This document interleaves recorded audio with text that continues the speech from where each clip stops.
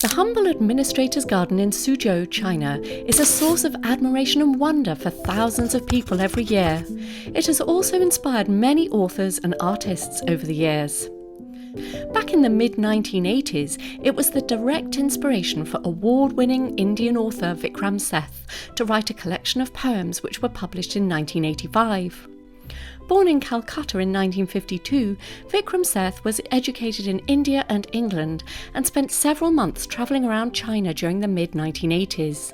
The experience had a significant impact on Seth and influenced his literary works.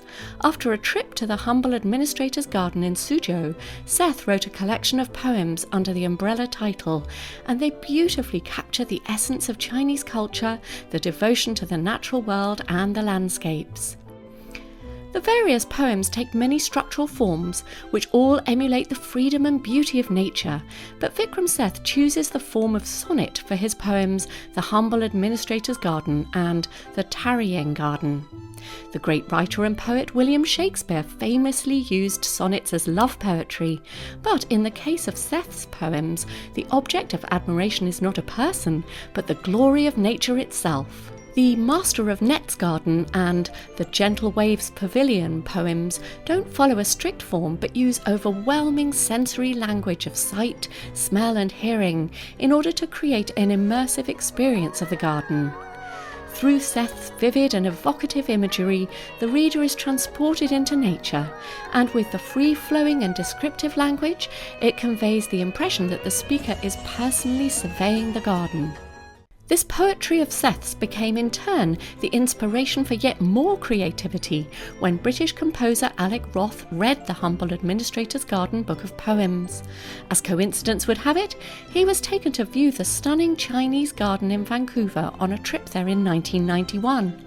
These gardens had been modelled on the gardens in Suzhou, and although Roth had never been to China, he immediately fell in love with the Ming-style landscapes and sketched some musical ideas whilst sitting and enjoying the peace and beauty. A few years later, in 1998, he took 4 of the poems in the book and set them to music for voice and guitar. Titled Chinese Gardens, he dedicated the work to the Dr. Sun Yat-sen Classical Garden, Vancouver. Roth uses the guitar in a very non-Western classical way, minimising the often heard effect of multiple strings being strummed simultaneously, with the result that the guitar sounds very like the traditional Chinese instrument, the pipa. In the second song, The Master of Net's Garden, Roth uses overtly Chinese stylistic harmonies to convey the peace and tranquility of the moonlit night, while the poetry speaks of the 3 moons of water, mirror and sky. In the final song, The Humble Administrator's Garden, the singer and guitar mimic each other conversationally, reflecting the poetry which talks of Mr. Wang enjoying his garden and speaking out loud whilst admiring his handiwork.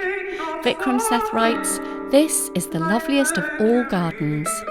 I had the great pleasure of visiting the Chinese garden in Vancouver whilst performing as soloist with the symphony orchestra, and it was indeed a memorable experience.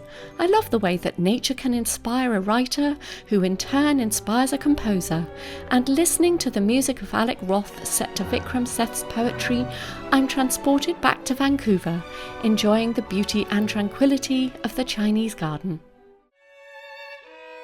I'm Tasmin Little, violinist, recording artist and culture contributor for the China Current.